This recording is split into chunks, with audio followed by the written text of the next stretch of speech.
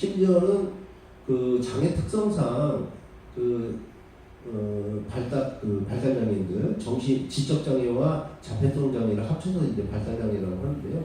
발달 장애인들 같은 경우에는 늘 이렇게 위축이 되어 있는 경우가 많습니다. 그래서 윽박지르거나 큰 소리를 이렇게 하는 경우, 당사자가 이제 위축이 되는 경우가 많거든요. 정서적 학대 많습니다. 그런 것들은. 심지어는 진보적 장애 운동을 한다는 사람들 내부에서도 그런 행위를 하는 경우도 있어요. 그것이 학대라고 생각하지 않는 거죠. 그래서 아주 뭐 앞에서 봤던 노동력 착취나 성폭행은 그 사례상으로 아주 뭐 중대한 그런 케이스지만 이 정신적 정서적 학대에 대해서는 심각하게 생각하지 않는 경우가 많습니다. 그래서 우리 당내에서도 그런 이제 사건들이 몇 건 있었는데 이런 것들 용어의 사용에 있어서도 조심해야 되지만 정신적 정서적 학대도 이제 조심을 해야 된다라고 봅니다. 그래서 여기 지금 보시면 나와 있지만 폭력적이거나 엽기적인 장면 또는 영상을 보게 하는 경우, 이런 경우 굉장히 그게 무슨 정신적 정서적 학대야. 근데 이 정신적 학대, 정서적 학대 또는 노동력 착취에 노출되어 있는 사람들은요, 여러분도 아시겠지만 폭행이나 이런 데 상당 기간, 장기간 노출된 사람들은 수능되는 경우가 많아요. 그건 비장애인도 마찬가지잖아요. 성폭행에 10년, 20년 정도 노출이 되어 있었다. 그러면 그 상황에 수능되는 경우가 많아요. 비장애인들도. 장애인들도 장애 특성상 그런 이제 폭력에 수능되는 경우가 많죠. 그러면서 이런 이제 장면들을 보여주고 하는 거에 또 이제 수능이 되는 거죠. 그래서 어떤 경우에는 그런 것에 수능이 돼서 장애인 당사자가 가해자가 되는 경우도 있어요. 근데 이제 제가 생각하건데 또는 많은 사람들이 생각하건데 원인 없는 결과는 없다. 그래서 그 사람이 그런 행동을 했을 때, 특히나 인지 능력이 좀 떨어지는 장애인들 같은 경우에 그 행동에 반드시 원인이 있다. 그렇다면 유발한 행동에는 이런 것들을 포함해서 정신적 정서적 학대가 존재한다는 거죠. 그럼 한번 예측적으로 보면 이런 겁니다. 뭔가 이제 사람들에 대한 두려움을 나타내요. 그래서 그리고 그다음에 이제 수면장애나 악몽을 꾸는 경우가 있고, 우울증, 정동성, 양극성 정동 질환 이렇게도 얘기합니다. 어쨌든 우울증이 있는 경우도 있고요. 그다음에 지나치게 위축이 되고 사람 피하는 경우, 그리고 상대방한테 받았던 가해 행위를 그대로 모방하는 경우, 이런 경우가 있습니다. 이런 경우가 바로 이제 이거 누군가가 원인 제공을 했다, 징후가 있다라고 이제 생각이 해야 되는 거예요. 여러 가지 사례가 있습니다. 그래서 태도가 불량하다고 지적장애 가지는 사람을 화장실로 끌고 가서 멱살 잡고 죽여버리겠다, 욕설을 하고, 이러니까 장애인 당사자는 굉장히 황폐해지는 거예요. 실제로 그렇게 될 수 있다고 생각하거든요.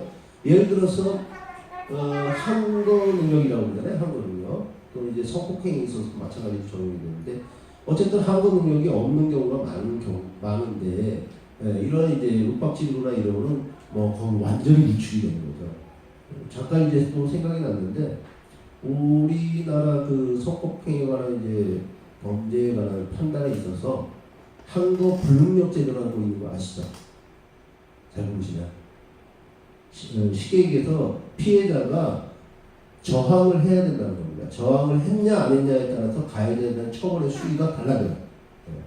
그렇지만 아동의 경우 항거할 수 있는 능력이 없다. 그래가지고 항거 불능력 제도를 적용해서 항거를 했냐 안 했냐가 중요한 게 아니라 성폭행을 했냐 안 했냐가 중요한 거고, 거기에 따라서 아동에게 있어서는 더한 가중처벌을 하잖아요.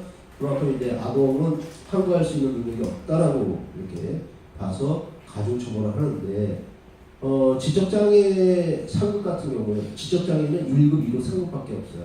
상급 같은 경우에는 IQ를 쉽게 이제 우리가 생각할 수 있는 게 IQ인데, IQ 50에서 70 사이를 지적장애 상급으로 봐요.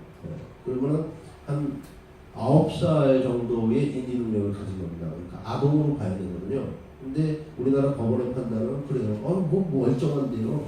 사실 지적장애 상급 정도면 대화를 좀 많이 하거나 이러지 않으면 잘 모를 경우가 있어요. 그렇지만 그런 정도의 인지 능력을 가진 거거든요. 그런데 이제 우리나라 그 법원의 판단은 그렇게 보지 않는 거예요. 그러니까 생물학적 그 나이로만 봅니다. 그래서 뭐 멀쩡한데 나이가 25인데 그거 왜 몰라고 이런 식으로. 그래서 뭐 그런 경우가 있어요.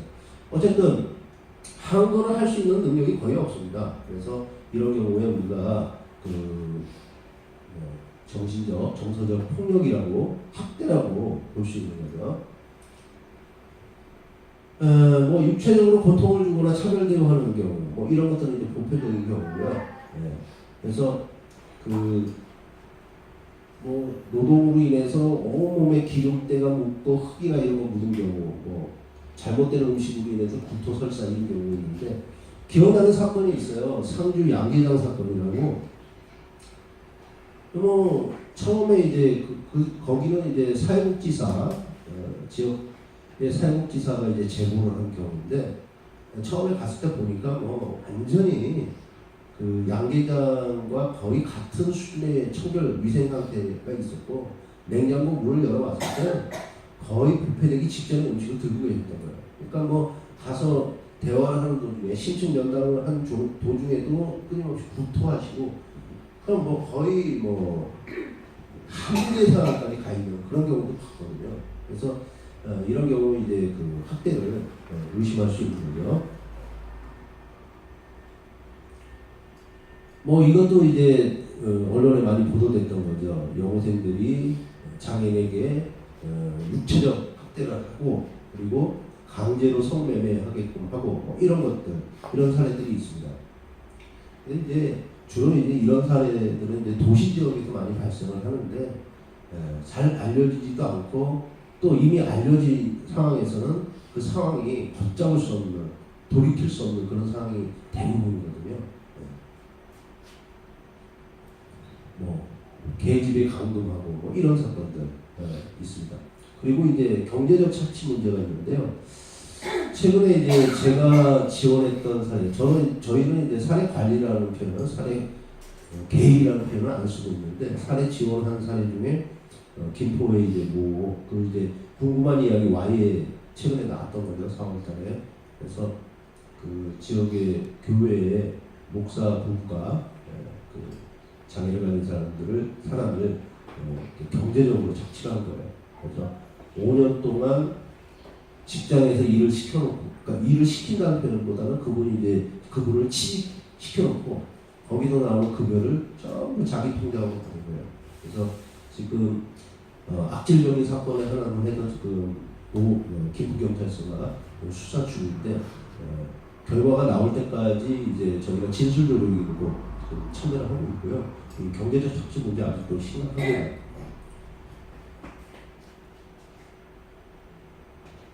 그래서 경제적 착취 예측 징후가 있는데 상당수의 장애인들, 특히나 발달장애인들은 금융거래를 할 수 없는 정도의 그 인지능력을 가진 분들이 있어요. 근데 보면은 뭐 매달 21일 이제 기초생활 수급비가 나오거나 그렇게 해요. 장애인수당, 장애인연금. 그러면 뭐 본인들이 하지도 않았는데 매달 21일은 돈이 싹 빠져나가고 뭐 이런 경우.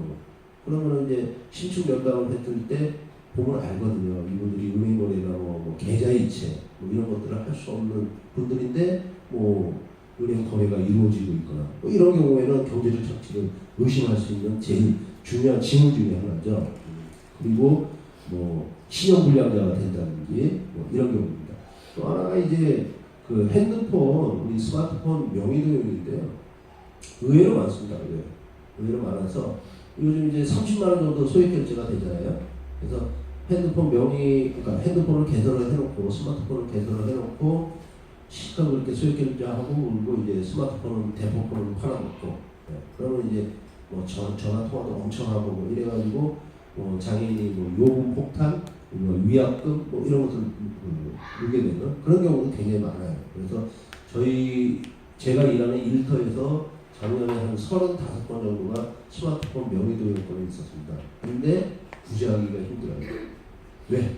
본인의 그 장애인 등록증 사본 뭐 여러 가지 증빙 서류들이 들어가 있는 상태고 또한 거의 100%에 가깝게 본인의 이제 서명이 들어갔거나 뭐 이런 경우가 있어서 상당히 그 지원을 하기가 권리 문제를 하기가 어려운 경우가 많습니다. 여타의 그 경제적 착취도 마찬가지예요. 그래서 어떻게 알게 돼서 또 주변의 제보에 의해서 법적 대응을 해도 우리나라 근로기준법상 노동법상 장애인은 최저임금 적용 대상 제외거든요. 최저임금 안 줘도 돼요. 이번에 청주 추가 사건도 그거죠. 판사가 지금 최저임금 적용했잖아요. 근데 이미 판례에는 그래 좋다 최저임금 안 줘도 되는데 최저임금이라고 치자. 그럼 뭐 이런 식으로 판단해요. 그 본인 같은 경우에 지금 25년 정도 일을 했는데 25년 전에 최저임금의 30%. 왜냐하면 장애인은 비장애인의 노동 생산성이 한 30%라고 봐요. 그렇게 이제 판례가 있어요. 그래서 25년 전에 최저임금의 30%. 뭐 이런 식으로 해서 뭐 우리가 기대할 수 있는 그분의 이 보너스에 대한 수입이 뭐 예를 들면 3억이다. 그러면 뭐한 5천만 원, 6천만 원.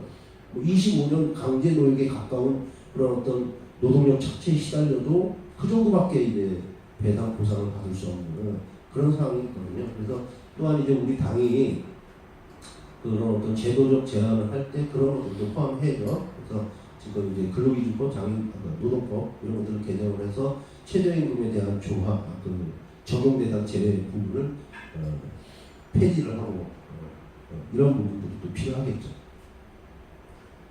뭐 이 사례도 마찬가지입니다. 착취해가지고 8년 동안 돈 한 푼 받지 못한 사람. 아까 말씀드린 상주 양계단 사건도 두 부부가 20년 동안 일하는 거거든요.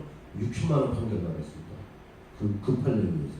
그래서 두 부부가 20년 동안 일한 대가가 6천만 원이에요. 그것 때문에 또 뭐 나중에 이제 기초생활수급권자 재신청을 했는데 안 돼요. 왜 안 되죠? 6천만 원 정도. 대도시 지역은 지금 위원장님 대도시 지역이 4천만 원입니까? 자산? 부동산 합쳐서? 법적인 건 잘 모르는데 지금 5,800만 원. 5,800만 원. 네. 그때가 이제 그 사건이 2007년도 사건이니까 그때 아마 4천만 원이었을 거예요. 그래서 6천만 원 이제 배상을 받았어요. 네. 받았는데 그것 때문에 이제 기초생활 수급자가 안 되는 거예요. 이게 아주 어처구니 없는 거죠. 그래서 징벌적 배상에 의한 그 어떤 보상 배상금은 재산으로 자산으로 쳐서는 안 되거든요. 그건 이미 그분들이 썼어야 될 돈이잖아요. 그 이전에. 그래서 그런 이제 법리 적용이 이게 어려운 경우가 많습니다. 그래서 그 법적 지원을 하기에 이제 어려운 경우가 이제 상당히 많은데요.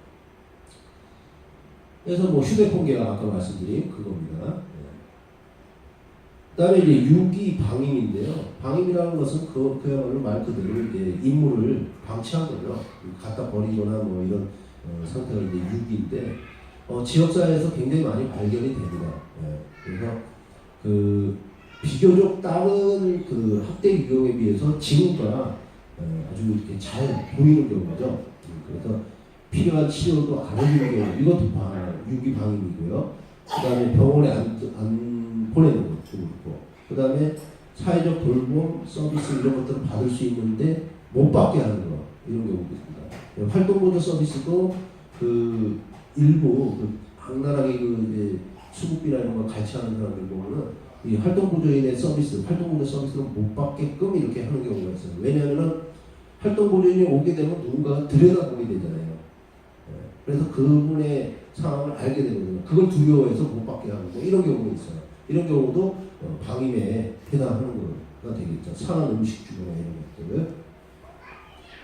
그래서 징후를 좀 보면은 악취, 땀띠, 염증, 욕창 등이 있는 경우, 그리고 머리나 수염, 요경 이런 것들이 제대로 안 되는 경우, 그 다음에 주변의 이제 환경이 아주 불량한 경우, 그리고 가정의 어려움에도 불구하고 사회 서비스를 안 해줘요. 뭐 예를 들자면 활동보조 서비스만 받는다면 조금 상황이 나아질 수 있는데 그 가정 내에서 차단을 시켜놓는 거예요. 남이 모르게. 그래서 이런 경우 이제 아주 심각한 방임에 해당되는 거겠죠. 그래서 요즘에 그래도 도시 지역에서 그런 이제 제보 사례가 조금 늘고 있어요. 이런 것들이 이제 많이 이제 책자로 또 이런 걸로 알려지게 돼서 아주 많이 이렇게 제보를 해주시는데, 그럼에도 불구하고 좀 드러나지가 않는 그런 상황입니다. 뭐 이것도 뭐 유기 방임 사례인데 시설에서 이제 방치하는 거죠. 그리고 뭐 여러 가지 조치, 뭐 가락시장의 거지 목사 사건 있죠. 이런 경우도 뭐 자기가 마치 의사입니다. 내가 안수 치료해주면 다 나. 뭐 이러면서 욕창을 방치해 놓고서 하다가 결국 사망에 이르게 하는 뭐 이런 사건들도 있었습니다. 대표적인 방임 사건이죠. 그래서 뭐 지금 법적 그 장애복지법에는 여러 가지 이제 처벌 기준이 있습니다. 예전보다 많이 강화됐어요. 10년 이하의 징역, 7천만 원 이하의 벌금, 뭐 이런 거, 이 성희롱, 성폭력 같은 경우고요. 뭐 이 중에서 뭐 조금 이제 우리가 관심 있게 봐야 되는 게 이제 방임에 해당하는 거죠. 뭐 나머지 성폭행이나 시체적 폭행은 이제 비교적 명확한데 장애인을 유기하거나 의식주를 포함한 기본적 보호 치료 이런 것들을 소홀히 했을 때 보면은 5년 이하의 징역, 3천만 원 이하의 벌금 이렇게 돼서 굉장히 강화가 됐습니다. 일반 형사적 처벌보다 더 이제 강화가 됐는데 아직 적용례는 없어요. 이게 내년 1월 1일부터 시행이거든요. 그래서 아직 적용례는 없는데 우리가 이런 사항들을 좀 알고 계셔야 된다. 그래서 6가지 장애인 학대에 해당하는 그런 경우에 처벌 규정이 굉장히 강화가 됐다라는 거죠. 그리고 뭐 여기서 또 하나 눈여겨봐야 될 것은 학대 피해 신고 의무자가 있어요. 그래서 교사, 의사 그리고 활동 보조를 하는 활동 보조인들 뭐 이런 분들은 가해 행위나 이런 것을 인지했을 때 학대 행위를 인지했을 때 즉시 신고해야 됩니다. 신고하지 않으면 이제 아동학대, 여성학대처럼 처벌을 받겠죠. 신고 의무자도 마찬가지입니다. 그래서 이제 저희 제가 일하는 일터에서 4년 동안 2010년부터 14년 동안 5년 동안 이제 하고 있는 학대 상담인데요. 이렇게 계속 전체 상담에서 학대 상담 비율이 늘고 있다라는 것을 이제 보여주고 있고요. 그래서 뭐 보면은 뭐 2,040건입니다 재작년에. 그래서 계속해서 늘고 있습니다. 그래서 어떤 날은 뭐 전화가 폭증을 해서 사실 이런 이제 학대 피해 이제 신고나 또는 학대 피해에 대한 상담 요구는 아주 장시간 통화를 할 수밖에 없는 그런 상황이거든요. 그래서 굉장히 어려운 경우가 많은데, 그래서 비율도 계속 뭐 꾸준히 그 상태를 유지하고 있습니다. 그래서 전체 상담 중에 뭐 상당수는 뭐 정보 제공이에요. 뭐 장애인 등급을 받으려면 어디를 가야 돼요? 뭐 이런 정보 제공 전화부터 이렇게 이제 단순 정보 제공에서부터 이렇게 한 30% 가까이는 학대에 가는 거죠. 그리고 대부분 그 사례들은 쉽게 지원할 수 없는 그런 악랄한 경우가 많다. 그럼 이제 좀 정리를 해봐야 되는데요. 지금 몇 분입니까? 1시예요. 네? 1시예요. 지금 이 슬라이드가 원래는 60개예요. 그래서 2시간짜리로 되어 있고요. 우리 이제 장애인위원회 이제 요걸 이제 좀 더 이제 표준화 시켜야 되겠죠, 위원장님. 그래서 2시간짜리, 그러니까 이제 일반적인 우리 이제 표준 교환에 보면 이제 1시간짜리 표준 교환이 있고요. 표준 교환에 대해서 어느 정도 이제 교육 받으신 분들은 이제 또 심화가죠. 이런 게 필요한데 사실 한 2시간 정도 하면은 좀 더 자세히 말씀을 드릴 수 있는데 한 60개의 슬라이드를 1시간 만에 하려니까 조금 무리는 있습니다. 그래서 조금 한 10분 정도만 더 진행하도록 하겠습니다. 그러면 이제 누구든지 할 수 있습니다. 누구든지. 그래서 인지하는 즉시 신고를 해야 될 것 같은데요. 그럼 신고는 어떻게 하냐? 내년 1월 1일부터 2가지 경우가 있습니다. 각 지역에는 장애인 권익보호 전문기관이라는 것이 생기게 돼요. 그 권익보호 전문기관에 하는 분이고, 또 하나는 경찰에 이제 신고를 할 수 있죠. 그래서 신고자의 신분보장은 보장이 되고 있고요. 그래서 말씀드린 대로 이렇게 장애인 권익보호 전문기관 그리고 수사기관에 할 수 있고, 지금 이제 예를 들자면 장애인이 피의자가 아니라 피해자로 이렇게 이제 수사 대상이 됐을 경우에 진술 조력인을 이제 두게 되는데 예전에는 둘 수 있다. 진술 조력인의 도움을 받을 수 있다. 이렇게 이제 임의조항으로 되어 있었는데요. 앞으로는 해야 한다예요. 그래서 그 진술 조력인은 소정의 이제 교육 과정을 마치신 분들만 할 수 있거든요. 그래서 관심 있는 분들은 각 지역에서 이제 장애인에 대한 진술 조력인 교육 과정 40시간입니다. 40시간인데 그걸 마치시면 그 리스트에 이제 쭉 돼요. 그래서 뭐 여기 지금 뭐 당산동에 이제 등록이 되어 있는데 당산동에서 뭐 영국군 경찰서에서 이제 발생한 이제 접수가 됐다 그러면 당산동에 있는 진술조력이 뭐 가까운 데 있는 이런 분들이 수사 과정에서 장애인에게 진술을 조력할 수 있는 그런 이제 제도가 생긴 거죠. 그래서 장애인 학대 신고의 경우 이게 이제 방치하면 아주 심각해질 경우가 있고요. 또 하나는 아주 즉시 조치가 이루어지면은 그 장애인의 삶의 질이 달라져요. 정말 지역사회나 이런 데에서 이런 곳에서 장기간 그렇게 학대 피해 사람들의 그 무관심 이런 속에서 방치되어 있을 경우 뭐 그 인간으로서의 그런 어떤 존엄이나 이런 것은 완전히 무너지게 되는 거죠. 근데 이런 학대 사건에 있어서 좀 더 빠르게 조치가 이루어지게 된다면은 그 장애인에 대한 삶이 전혀 달라지게 된다는 거죠. 뭐 절차상이 있는데 아까 말씀드린 그 두 가지 그 신고할 수 있는 기관에 하게 되면은 비슷한 그 절차를 거치게 됩니다. 그래서 뭐 여러 가지 상담 체계가 있는데 요거는 생략하기도 하고요. 방법이 뭐냐 그러면 그래서 장애인의 권리를 명확히 이해를 해야 되죠. 그래서 돌봄의 대상이 아닌 우리가 같이 권리를 가진 주체를 보고 그렇게 해야 된다는 거. 그 다음에 이제 그 적극적으로 이제 좀 참여를 해야 될 것 같아요. 그래서 그 우리 당원 동지들뿐만이 아니라 또는 이제 그 지역사회 여러 이제 개체들이 있죠. 그런 개체들이 적극적으로 인권교육에 임해야 될 것 같고요. 장애인복지법이 개정이 돼서 의무적으로 각급 학교나 각급 기관들은 의무적으로 해야 됩니다. 정당은 아직 안 들어갔는데요.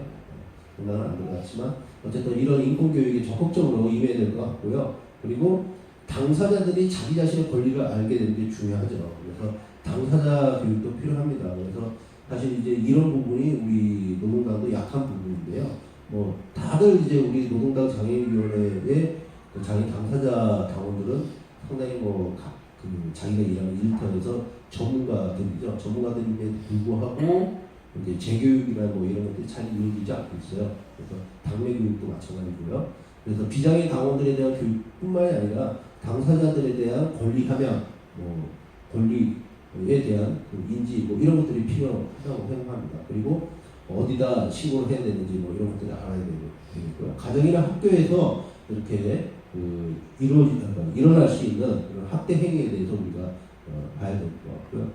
또 하나는 이제 그 학교 내에서 이제 따돌림 뭐 이런 것들이 왕따 이런 것들도 아주 심각한 사례인데요. 그래서 학대 징후를 좀 유심히 관찰해야 될 것 같고요. 그리고 어디다가 신고해야 될지를 알아야 될 것 같고요. 그 다음에 상담이 필요할 때 어느 기관, 그래서 지금 복지부에서는 장애인 인권침해 예방센터를 지금 위탁 운영하고 있는데 그런 곳에 그리고 그 다음에 이제 증거, 체증이 아주 필요한 거죠. 녹음이나 사진 뭐 이런 것들 필요합니다. 그 영도에서 벌어졌던 해바라기라는 시설에서 벌어졌던 사건 같은 경우에는 초기 체증이 잘 돼 있는 것이었어요. 그리고 보호자가 그 학대 행위에 대한 규명에 대한 의지가 명확했구나. 그게 없었다면 아마 지난 수십 년 동안 시설에서 원인을 모르고 돌아가신 수많은 장애인들의 그런 죽음하고 똑같이 됐을 거예요. 근데 그 초기에 이제 체증, 의사나 방송국에 의해서 체증이 확실하게 이루어졌던 거고요. 그리고 보호자의 의지도 강했던 거지만 어쨌든 이 증거를 남기는 거 아주 중요합니다. 그래서 이런 사진이나 녹음 같은 거 필요하고 있습니다. 그래서 장애인이 감수성 같은 경우에는 이제 좀 마무리 단계로 가고 있는데요. 배려라는 말을 많이 하죠. 우리 당사자들도 배려라는 말을 많이 해요. 근데 이제 배려를 넘어서야 되겠다. 배려가 아니다. 그럼 뭐냐? 고려라고 생각합니다. 고려. 그래서 배려라는 것은 다분히 시혜적인 의미가 포함되어 있다고 저는 보고 있고요. 그리고 상당수의 전문가들도 그렇게 보고 있거든요. 그래서 이제는 이제 배려의 수준을 넘어서야 된다. 우리 노동당도 배려가 아니라 고려다. 그래서 그런 의미에서 여러분께 마지막으로 이제 감수성을 다시 한번 일깨우기 위해서 말씀을 드렸고요. 그래서 배려가 아닌 서로를 고려하는 그런 이제 노동당이 됐으면 합니다.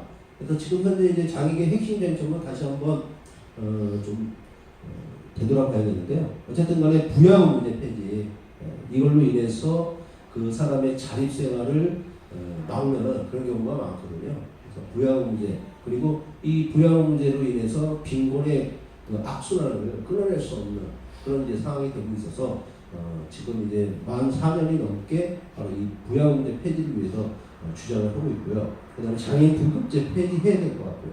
그래서 의학적인 기준에서만 모든 게 이루어지고 있잖아요. 그래서 아까 지적장애 상급이 IQ 어느 정도라고 그랬죠? 50에서 70 사이. 그럼 IQ 65하고 IQ 75하고 차이가 있을까요? 없잖아요. 그죠? 어떤 경우에 IQ 75가 IQ 65보다 더 안 좋은 상황을 보일 수 있어요. 근데 우리나라에서는 의학적인 기준에서만 보기 때문에 IQ 75는 장애인이 아니에요. 이게 바로 장애인 등급제의 모순이거든요. 그래서 등급제는 조속한 시일 내에 없애야 되겠다라는 것이고, 지금 정부는 뭐 내년도에 중증 경증으로 이분화하겠다고 하는데 그게 그거예요. 그 소리예요. 똑같은 소리거든요. 아까 말씀드린 상황적인 요인까지도, 저 같은 경우는 지금 아직까지 별다른 사회 서비스 필요 없어요. 그렇지만 저하고 똑같은 장애인이 있어요. 근데 그분은 사회 적응 능력도 떨어지고 뭐 직업적 능력도 좀 떨어지고 해요. 그러면 저한테는 제공되지 않는 사회 서비스를 그분한테 더 많이 제공해야 되거든요. 근데 우리나라에서 얄짤없이 등급제를, 이 사람 몇 급이지? 그 급수에 의해서만 정해지거든요. 바로 이게 장애인 등급제의 모순이고 없어져야 되는 이유 중에 하나입니다. 또 하나는 약 6,000명 정도로 추산이 되고 있는데요. 지금 우리나라에서 장애인 활동보조 서비스를 제공받는 장애인들이 약 한 6만여 명 이상 돼요. 6만여 명. 근데 이제 아까 이제 어제 오늘 보니까 뭐 동결, 2016년도 수준으로 동결됐다고, 그래서 활동보조인에 대한 급여도 9,000원 뭐 이런 식으로 동결이 됐다고 나와 있어요. 그래서 굉장히 이제 지금 예후 미래는 이제 암담한데 또 이제 열심히 싸워야 되겠죠. 여튼간에 활동보조 24시간에 필요한 사람들에게는 활동보조 24시간이 제공이 돼야 되겠고요. 2012년 8월 21일 날 이제 광화문에서 농공을 시작을 했어요. 처음으로. 그때는 이제 그곳에 놓인 영정이 하나도 없었죠. 지금 12분의 영정이 놓여 있는데 제일 먼저 우리 이제 노동당 당원이었던 우리 김주영 활동가가 2012년 10월 26일 날 불의의 화재로 이제 활동보조인만 있었어도 세상을 버리지 않았을 텐데, 그런 이제 활동보조 24시간만 있었어도, 그런데 지금 현재 2016년도 지금 현재 12분의 영정이 비슷한 이유로 그렇게 그것을 자리하고 있거든요. 그래서 이 활동보조 24시간 반드시 쟁취하고 이루어내야 될 것 같고요. 마지막으로 이제 장애인들에게 있어서 온전한 자립생활을 보장할 수 있는 주거 문제, 소득 문제, 이런 것들이 해결이 돼야 될 것 같습니다. 이 네 가지 정도가 아마 지금 현재 정리하자면 현재 장애계의 핵심 과제라고 볼 수 있습니다. 그래서 어쨌든 여러분 모두가 장애인을 포함한 사회적 약자에 대한 이제 그 어떤 권리 옹호자가 돼야 될 것 같고요. 최근에 이제 여러 가지 혐오 문제, 뭐 강남역 사건이라든지 일부 장애 유형에 대한 혐오, 그렇잖아요. 정신장애인에 대한 혐오, 뭐 이런 것들이 뭐 언론에 의해서 아무런 생각 없이 조장이 되고 있고, 또는 뭐 지구정당 안에서도 지금 이제 뭐 그 사건, 메갈리아 사건이라든지 이런 거에 의한 어떤 뭐 혐오에 대한 이제 문제들이 대두가 되고 있고, 장애 문제도 마찬가지로 비껴나갈 수는 없다라고 봅니다. 그래서 모쪼록 당원 동지 여러분들께서 그런 감수성, 사회적 약자들에 대한 감수성, 특히나 장애인들에 대한 감수성을 가지고 지역사회 안에서도 끊임없이 그런 어떤 학대받는 장애인, 차별받는 장애인들에 대한 권리 옹호자가 되주셨습니다. 짧은 시간이지만 집중해서 들어주십시오. 감사합니다.